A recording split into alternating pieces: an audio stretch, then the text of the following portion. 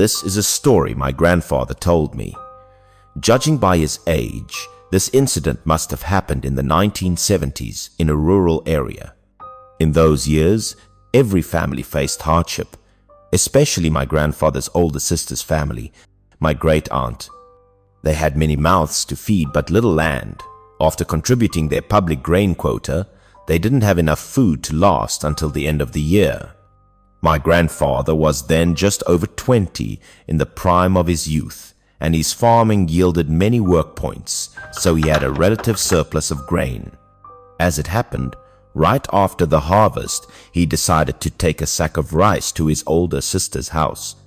But for some reason that day, the road, which was usually very familiar, felt somewhat disorienting once he passed the county town.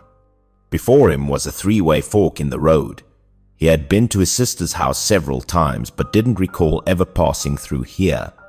While he was hesitating about which way to go, a man carrying farm tools approached from one of the paths, looking as if he had just returned from the fields. My grandfather hurriedly asked for directions. The old man replied that the place he wanted to go was still very far. If he took this road, it would be more than 20 kilometers. Hearing this, my grandfather's head buzzed. Hadn't he been going the wrong way all afternoon? In those years, that region was very desolate. There were no proper roads between villages, and they were often separated by tens of kilometers. Getting lost was not uncommon. There was no other way. My grandfather thanked the old man, shouldered the sack of grain, and continued on his journey. The 20-kilometer journey took him until 8 or 9 o'clock at night, and he still hadn't arrived.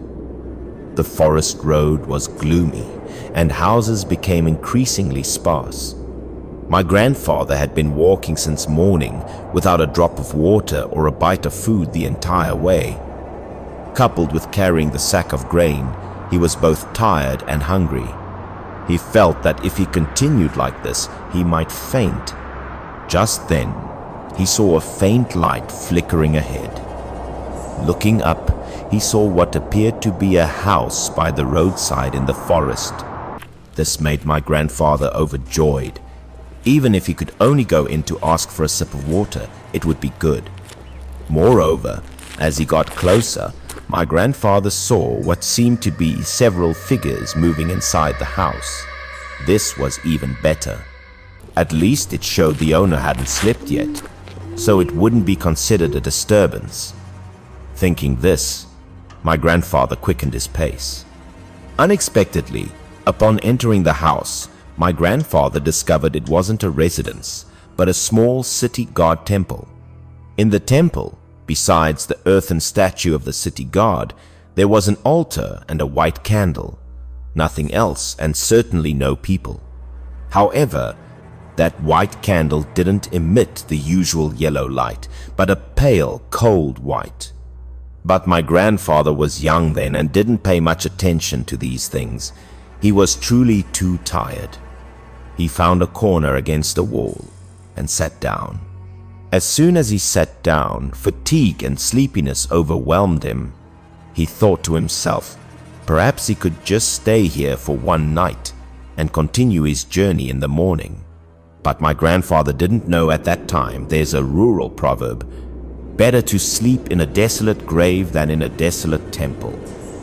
This saying has much truth. Sure enough, while sleeping in the middle of the night, an icy cold wind blew from somewhere, extinguishing the candle. As soon as the candlelight went out, a strange bluish-green light appeared, accompanied by a rustling, shuffling sound within the small temple. My grandfather was a light sleeper. The sound grew louder and clearer, waking him up. My grandfather groggily opened his eyes and saw many people standing before the altar of this small temple. He didn't know what they were doing. In his sleepy daze, he peeked through half-open eyes and saw figures continuously entering from outside, gathering into a crowd. But these people said nothing, standing there one by one with bowed heads, and it was unclear what they were doing. Thinking that he was, after all, a guest seeking shelter, my grandfather, fearing they might be displeased, spoke up to greet them, hoping not to disturb everyone. Unexpectedly, as soon as my grandfather opened his mouth, those people hearing his voice all turned in unison to look at him. Only then did my grandfather realize that those people were all very strange. No, strange couldn't describe it. These were fundamentally not people. Clearly a horde of ghosts. Their faces were deathly pale, eyes empty. Some were clearly missing parts here and there. After seeing them clearly, my grandfather was scared to death. He let out a blood-curdling scream and hid in the corner, tightly clutching the sack of rice. He dared not move. The horde of ghosts began to move again, forming a circle, relentlessly closing in on my grandfather.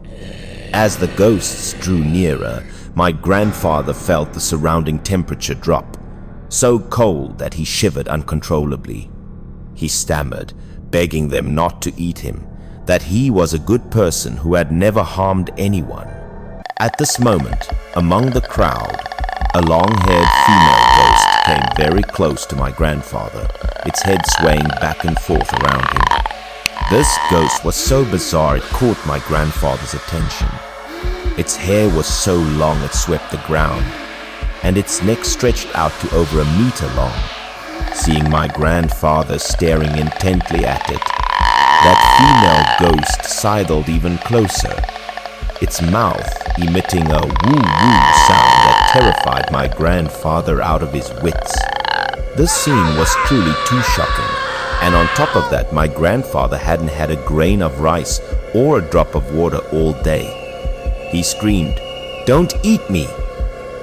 He yelled, "Help!" After that blood-curdling scream, both terrified and exhausted, he felt darkness envelop him. Then he fainted, completely unconscious, no longer aware of what was happening around him. It wasn't until the next morning that my grandfather's screams for help echoed again from within this small, desolate temple. "Is anyone there? Help me!" That's right, my grandfather had regained consciousness. The ghosts were gone, but the sight before him once again terrified him. It turned out, this small, desolate temple had completely changed overnight. The walls were dilapidated, tiles broken, cobwebs everywhere. Even the statue of the city god was tattered beyond recognition. But clearly, last night he had seen it was still quite new. My grandfather looked at the dish that held the strange candle last night. The candle had burned out, only a little wax remained at the bottom. My grandfather dared not think about what had happened.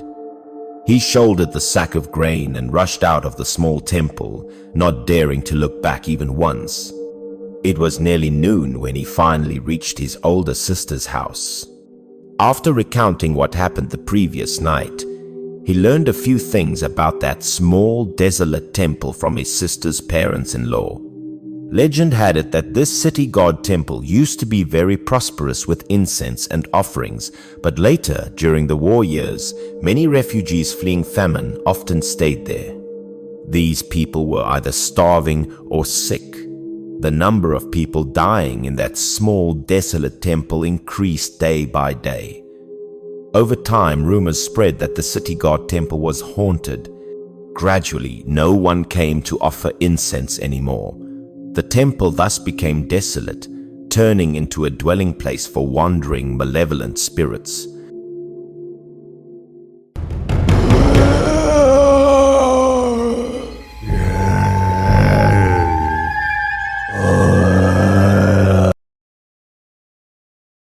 Recently, this story has been circulating throughout our apartment complex. I often hear the old folks recounting it in the small square. The story goes like this. In the western part of our complex, there's a public restroom. The cleaner is an elderly janitor woman who also lives in this complex. About 5 or 6 days ago, early in the morning, the janitor auntie knocked on the door of the men's restroom. Hearing no one inside, she intended to enter to clean. As soon as she pulled back the curtain and looked in, the sight before her startled her terribly. A young man was lying stiffly on the ground. It was unclear if he was alive or dead. Looking closely, she recognized him as the young man Tony. The janitor auntie often saw that young man in our complex. He lived on the 3rd floor, a single young man working as a laborer. The janitor auntie quickly called the management office staff and also called for an ambulance to take him to the hospital. Fortunately, after an examination, the young man's condition was not too serious. According to the doctor's diagnosis, it might have been due to nerve paralysis after drinking alcohol coupled with a fall, which caused him to lose consciousness. When he woke up, his family asked him what on earth had happened that made him faint in the restroom. Tony said the cause was not as the doctor diagnosed. Then, with a face still showing shock, he recounted his experience from the previous night to everyone. It turned out that the night before, Tony had gone out for a gathering and drinks with some colleagues. He indeed drank quite a lot, and by the time he got home, it was already midnight. While still at the party, he felt nothing, but on the way home, after a jolt from the taxi, he got out to walk into the apartment complex. With alcohol in his system and the night breeze blowing, his stomach immediately churned, wanting to vomit. Just as he was passing by that public restroom, Tony rushed straight inside to relieve himself. Late at night, there was no one around. Tony just went into a random stall and vomited profusely. After vomiting for a while, his stomach still felt uncomfortable. He started to stick his fingers down his throat, intending to vomit out all the alcohol. But once he started, he couldn't stop, as if he had to empty everything before he could stand up. The public restroom at night had motion sensor lights that flickered on and off. At first, Tony didn't pay much attention. But one time, after the lights went off and then on again, Tony suddenly felt something was wrong, as if something around him had just changed. But how could such a small stall change? Tony thought he was probably drunk and couldn't see clearly. Just then, something suddenly flashed before his eyes. He then realized it was a face looking at him from beneath the partition of the adjacent stall. Upon being discovered, the face quickly retracted. In the middle of the night, it was clear there was no one when he entered. Yet now, a face suddenly appeared in this place, truly startling Tony. It took Tony a moment to react. He thought perhaps someone was in the next stall without his knowledge. Feeling a bit embarrassed and also strange, he told the person not to look like that, to be careful, or they might get vomited on. To break the awkward silence, he mumbled something like that to feel less embarrassed, but the other person didn't respond at all. The nausea returned. Tony at this point had no mind to bother about anything else. His stomach churned again, and he continued to bend over, vomiting heavily. After struggling until his head was muddled, he finally vomited everything out. His stomach felt much lighter, and he intended to slowly stand up. But just then, he suddenly saw that face appear again. It was unclear how long it had been staring at him from beneath the partition. This time, upon being discovered, the face even looked straight into Tony's eyes, its gaze somewhat demonic before quickly retracting again. Tony started to feel he couldn't stand it anymore. In the middle of the night like this, were they trying to scare him to death? He banged on the partition while loudly scolding the other person for having such a grotesque peeping habit. But after yelling a few sentences, the other side remained completely silent, not a single sound. Tony found it strange, so he leaned over, bent down, and looked through the gap under the partition into the next stall. But unexpectedly, it was completely empty inside, no one at all. Could that person have run away so quickly? But he clearly hadn't heard any noise. He turned around and flushed the toilet, wondering what on earth was happening. The more Tony thought, the more he felt something was wrong. That person definitely hadn't Runite out of 10. They were clinging to the partition, hanging their whole body up to avoid detection.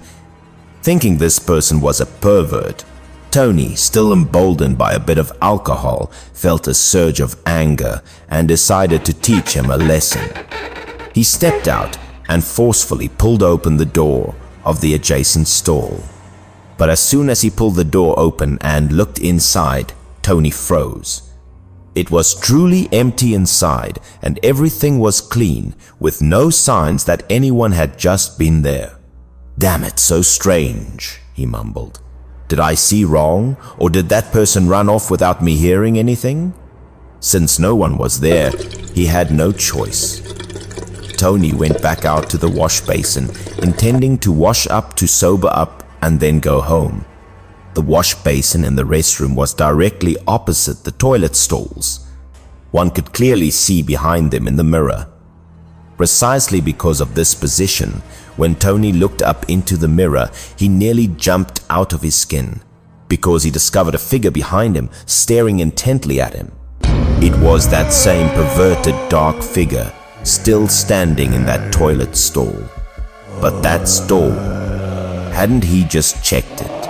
Moreover, looking closely at the figure now, its head was tilted to an extent that a normal person couldn't achieve, almost parallel to its shoulder. Tony was too scared to speak. He quickly turned his head, and the dark figure was right behind him. He stammered, asking if it was human or ghost, though in his heart he was already frozen with fear.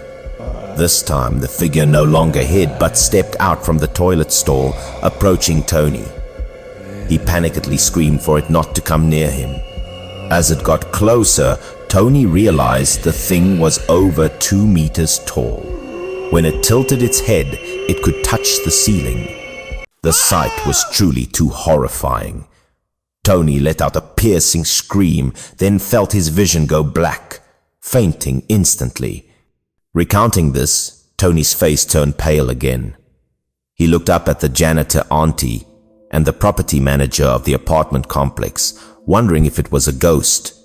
Hearing this, the janitor auntie looked somewhat awkwardly towards the manager. However, the manager believed he was drunk and had misseen things, advising him to rest well first. Tony felt something was amiss and wanted to ask for more details. But the manager and the janitor auntie didn't say much more, only offering a few words of comfort, telling him to drink less in the future, then hastily left. But the story of Tony encountering a ghost in the restroom quickly spread throughout the complex.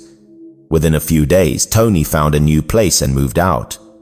Actually, everyone in this complex knew that a year ago, a drunk person had also fallen and died in that public restroom. It's unclear if this is related to Tony's incident.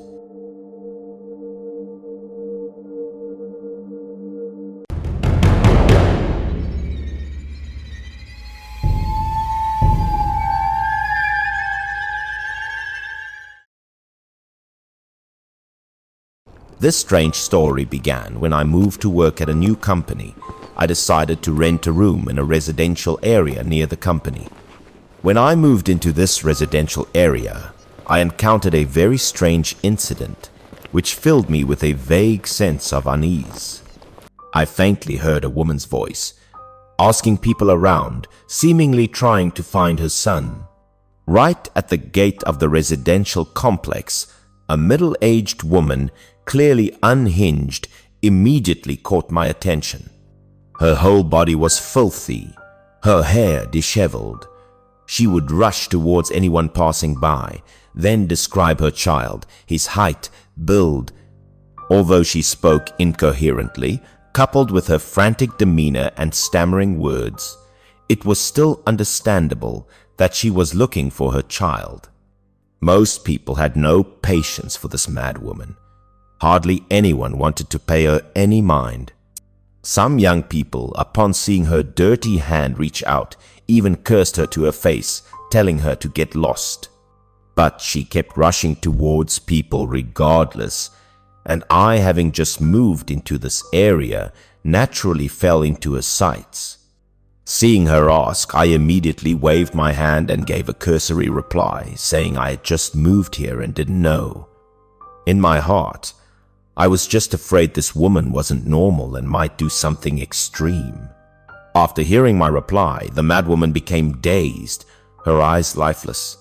Then she put her finger to her mouth, bit her nail, and began to mumble her son's name distractedly.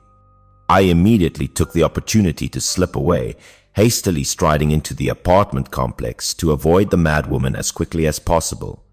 At that time, I didn't pay much attention to this matter until a few days later one night, I encountered the madwoman again. That day, the company held a party. After eating, we went for karaoke for a while, and it was well past midnight when I returned to the residential complex.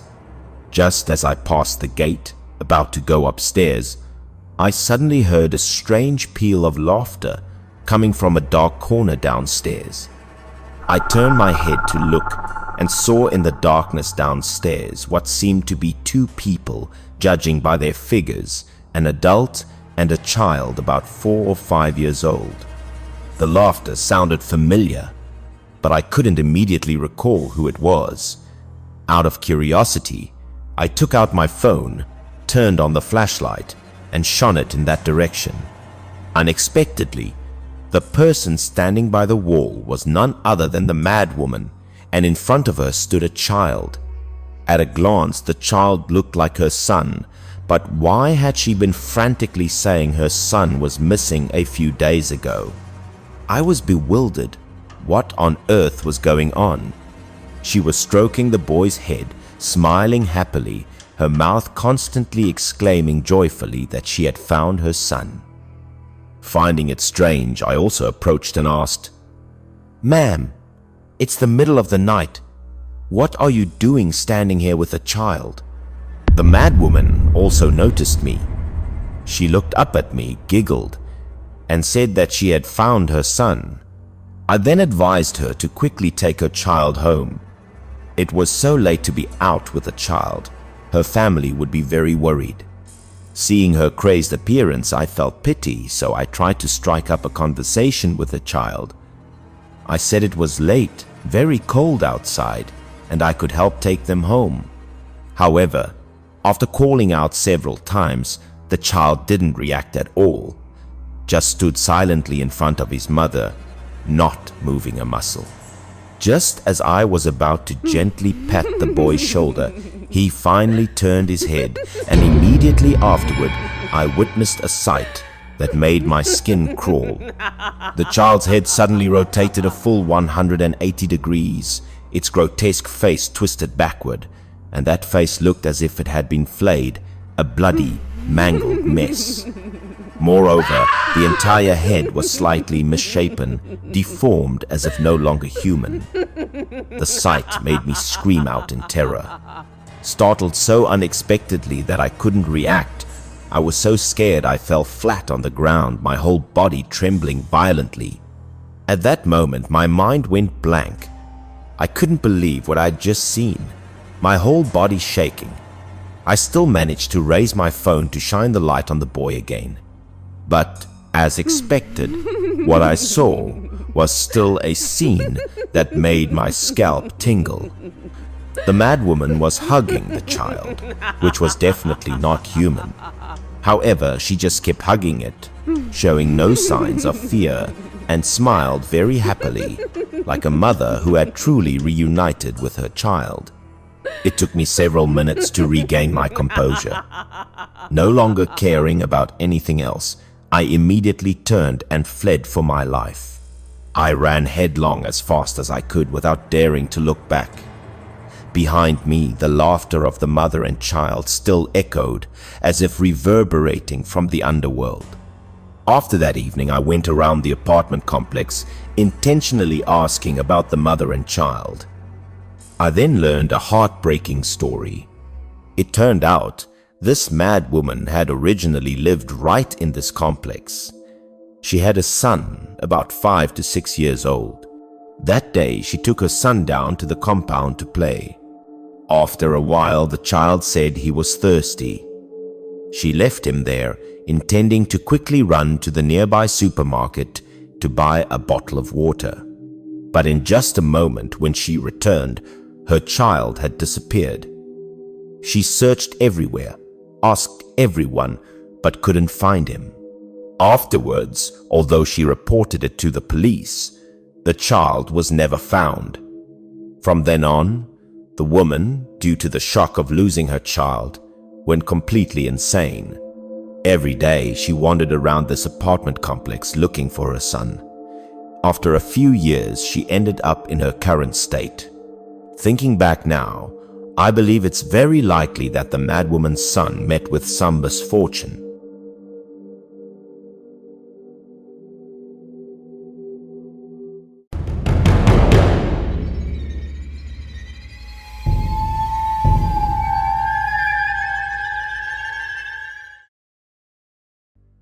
This strange story happened to my close college friend. At that time, she had just had an abortion and was also dumped by her boyfriend. For several days, she didn't return to the dormitory, staying cooped up in the rental room she previously shared with her boyfriend. As it was the weekend, I went over to see how she was doing. I had to knock for a long time before my friend slowly came to open the door. When she pulled the door open, she seemed a little surprised to see me. Looking at her, I was startled. Her face was sallow, her eye sockets sunken, looking pitifully haggard. I pressed her, asking if she felt unwell anywhere. Seeing me, my friend's mood seemed to improve a little. She said she was a bit tired, but it was nothing. Perhaps a little rest would make her feel better. She invited me in. As she turned to pour me some water, she asked if any of our friends in the dorm had asked about her. The small rental room had no tables or chairs, so I flopped down onto the small bed and replied to my friend that everyone had asked, but I just said she was busy with something these past few days and nothing more. After pouring a full glass of water, my friend brought it over to me. Only now did I have a chance to observe my friend more closely, and I suddenly froze. There was a bruise on my friend's neck. The bruise was quite large, clearly visible on one side of her neck. She kept touching her neck, not understanding what I was saying. I then reached for a small mirror and showed it to her. It seemed she herself was unaware of its existence, nor did she know how it got there. My friend looked in the mirror, also wondering why, but then guessed it was probably a mosquito bite from the previous night, likely nothing serious. I was still a bit worried and suggested we go to the hospital for a checkup, but she shook her head saying it wasn't necessary. Then, to reassure me, she suggested we go out to eat something and turned to change her clothes. Thinking it was just a minor issue, neither of us paid much attention to it. Perhaps my friend had been cooped up in her room for too long, so we went out strolling until evening. After eating a bit at the night market and wandering around for over 2 hours, seeing it was quite late, I returned to her rental room to spend the night. We chatted cheerfully for a while, then went to sleep together. Around midnight, while I was sleeping, I suddenly heard some strange sounds. The noise wasn't too loud, but it woke me up. I peeked open my eyes, thinking my friend had gotten up to use the restroom, so I didn't bother. Thinking that, I just turned over to the other side, closed my eyes, and intended to go back to sleep. But very quickly, I realized something was wrong. The sound seemed to be coming from my friend herself. I then turned to look at her. Indeed, I didn't know if she was having a nightmare or what, but she kept making strange, incessant sounds. Seeing my friend didn't look well, I softly called her name, then intended to give her a gentle push, hoping to help her turn over to be more comfortable. But just as I reached out my hand, out of the corner of my eye, I caught a glimpse of a small dark shadow wriggling beneath my friend's chest. I looked towards that dark shadow, and the sight I saw nearly scared the soul out of me. My face turned pale with fear. A newborn baby with sallow, bluish-gray skin, its face contorted ferociously, was crawling out from under my friend. I saw it crawl up to her neck, open its mouth filled with sharp, pointed teeth hand, then suddenly bite down hard, causing me to only manage a terrified scream.